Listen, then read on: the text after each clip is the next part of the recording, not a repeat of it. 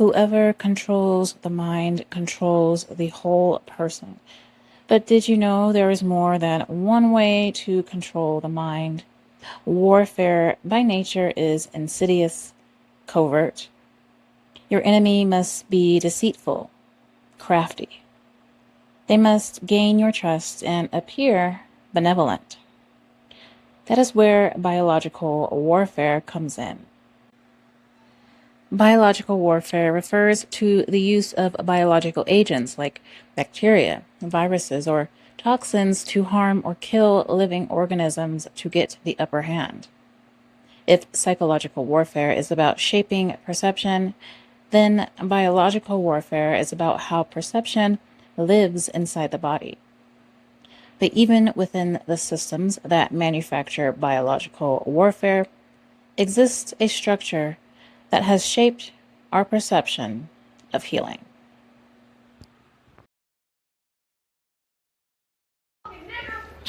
You hear, she says, stupid nigger.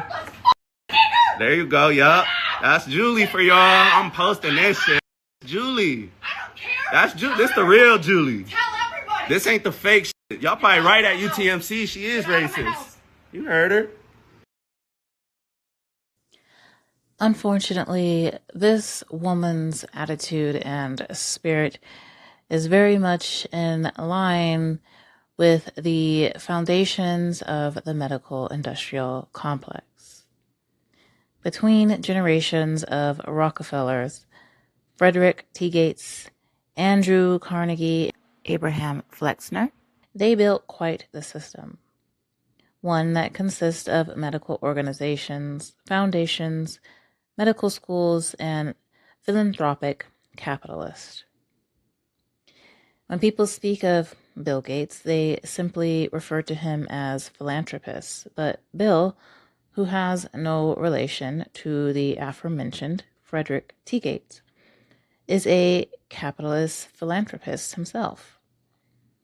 Yes, don't forget the capitalist part, because that is very important. It's important because the perception is that the medical industrial complex was built for us and our good. The reality is that in a capitalistic society, systems are centered around profit, not people. It might look like new medicine being created is so that we can be healthier than ever, and that science is just so advanced. But when you pull back the cover, you see that the pharmaceutical industry pushes out new medications for profit. Pharmaceutical reps go to doctors' offices and hound the doctors, and doctors push unnecessary medications on patients. In No More Tears by Gardiner Harris, he speaks of a time when new medications were not being churned out like they once were. 1996 saw 53 new drugs, but 2002 saw only 17. However, research spending had doubled. He goes on to say, quote, without a raft of new products, the industry needed higher prices and more patients taking each drug to grow profits, end quote. There is no way around it. The medical field is an industry, and industry values profit over people. Biological warfare, then, is a must. And that's not to say the healthcare field is not needed at all. We do need healthcare to some extent. But if they can't manipulate you, convince you that you can be sick with no symptoms, create disease, suppress the truth, and make you dependent on them, how are they going to turn a consistent profit? Before allopathy or modern medicine, there was herbalism, spirituality, and homeopathy. There still is, of course, but as science became a god, these tried and true healing systems were demonized, belittled, and pushed to the side. The Rockefellers et al. Created this new system for gatekeeping, control, keeping the working class just healthy enough, and of course, for the sake of capitalism. In Rockefeller Medicine, Men by E. Richard Brown, Brown writes, quote, "In the United States, medicine came of age during the same period that corporations grew to dominate the larger economy. As corporate capitalism developed, it altered many institutions in the society, medicine among them. Members of the corporate class, including those who own substantial shares of corporate wealth, as well as the top managers of major corporate institutions, naturally try to ensure the survival of capitalist society and their own positions in its social structure. In the case of medicine, members of the corporate class, acting mainly through philanthropic foundations, articulated a strategy for developing a medical system to meet the needs of capitalist society. They believed their goals for medicine would benefit the society as a whole, just as they believed that the private accumulation of wealth and private decisions about how to use that wealth and its income were in the best interest of society." End quote. And later, Brown goes on to say, quote, "The organized medical profession, in particular the AMA, which represented practitioners, wanted to control entry into the profession, assure that the training of physicians upheld the newly established confidence of the public in doctors' technical ability, and ensure that medical schools provided material support and propaganda to continue the dominance of scientific, technological medicine." End quote. And if you think you can just blindly trust the science, think again. As Brown mentions in Rockefeller Medicine Men, providing capital allows you to impose policy, and not just policy, but the narrative. Whoever controls the capital controls the narrative, if you will. It's an odd thing to see my skinfolk who are well aware of the medical industrial complex's history with us turn around and insist we trust it. It is equally as odd, if not more so, hypocritical to see all the criticism for RFK Jr. when it comes to medical claims. Yet there is seemingly no smoke for Bill Gates, who also makes medical claims, and by the same standard is not qualified to do so. And I know at the end of the day, this is all about politics. But if it were any other industry with such a wicked history with Black people would write it off entirely. Religion, for instance. A lot of Black people today write off Christianity because of its dark history and the present-day actions of right-leaning Christians in particular. Now, while I am not someone who follows religion, I am a disciple of the biblical Messiah and believe in the Elohim of the Bible. And I know most people won't understand that distinction. I do not believe that what Christianity is today is biblical. So, to me, to see Black people putting down the Messiah and the God of Abraham, Isaac, and Jacob right alongside the corrupt religion of Christianity, yet upholding aspects of the medical industrial complex, is nonsensical.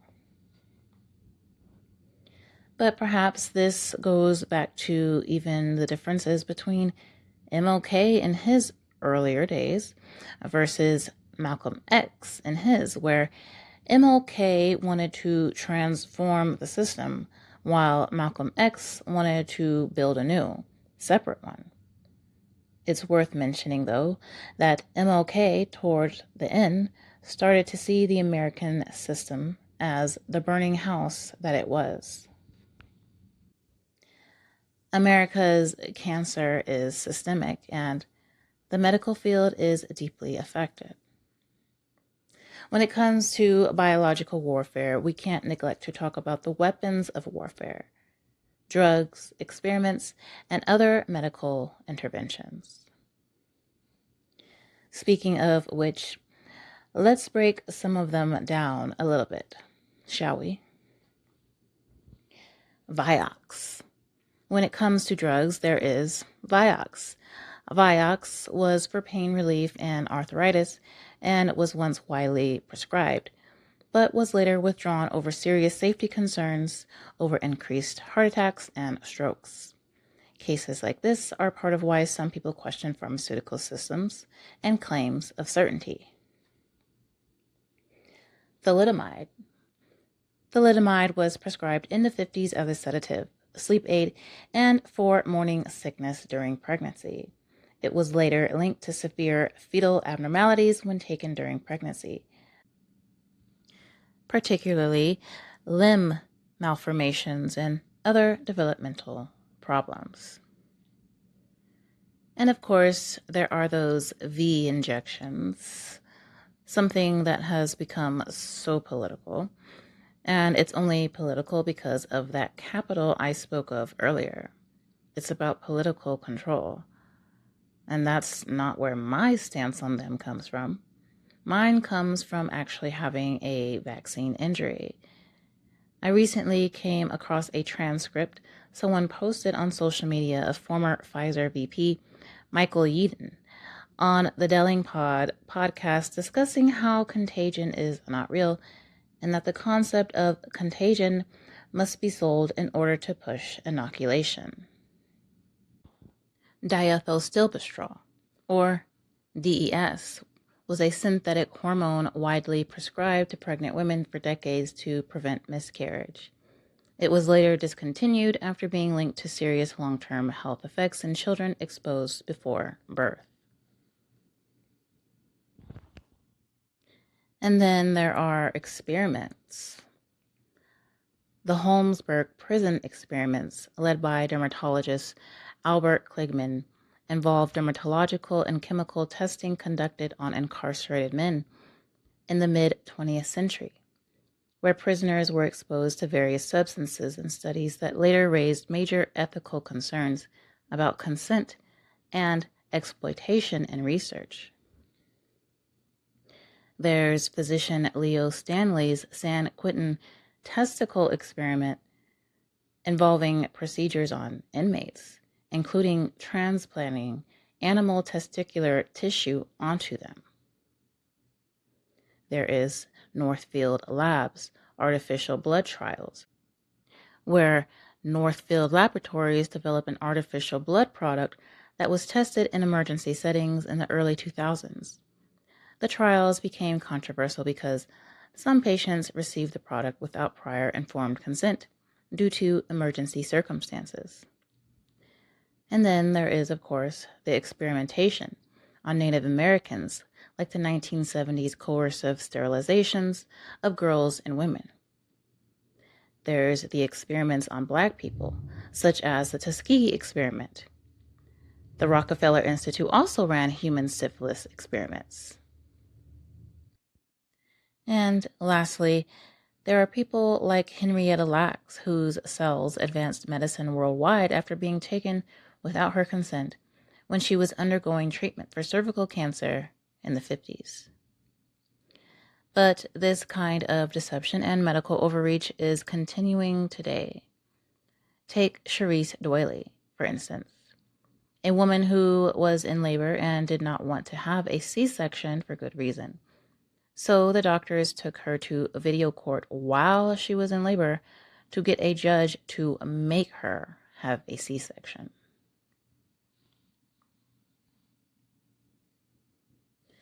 Biowarfare lives inside us as inflammation, medical intervention, injuries, and so much more. The safe and effective campaigns are part of the programming to inflict biological warfare. And so many fall prey. And when they do, they are gaslit by medical personnel and the masses, possibly because doctors are the face of the medical industrial complex, and doctors are seen as heroes. But, of course, not only are all doctors not benevolent, but behind them is an elitist, deceptive, money-driven structure. Breaking the curse involves understanding that before the medical industrial complex, people were okay health-wise. They had herbs and righteous living.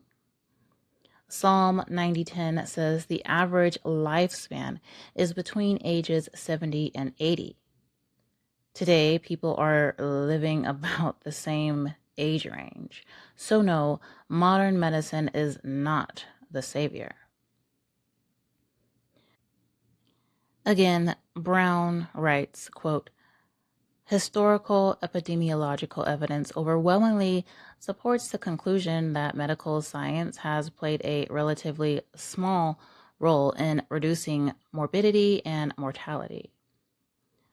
Thomas McEwen argues very convincingly that improved health and the great decline in Western Europe's total death rate from the 18th century to the present were due to four factors: nutrition, environmental sanitation measures, improvements in the standard of living caused a substantial increase in population, which would have overrun the gains in health if birth rates and family size had not soon sharply declined.